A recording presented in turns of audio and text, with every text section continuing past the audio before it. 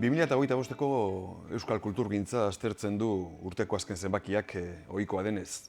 Hasteko bi artikulu nagusi datoz.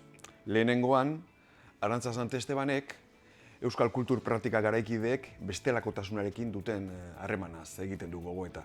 Eta bigarrenean, Lander Arretxeak euskarazko ikusentzunezkoen sortzailearen nahiak eta ezinak aletzen ditu.